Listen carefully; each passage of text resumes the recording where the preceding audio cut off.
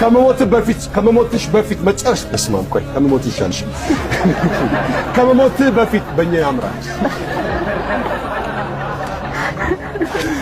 ከመሞትህ በፊት መጨረሻ ላይ ምን ማድረግ ትፈልጋለህ ብትባል ምን ትላለህ? መደሰት ደስ አይል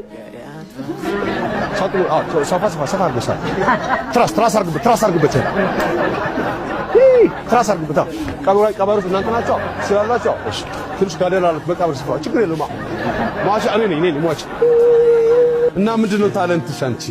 ከዛ በፊት እዚህ ተሽለው ስላገኘን በሰላም ስለመጣ በጣም ደስ ብሎኛል።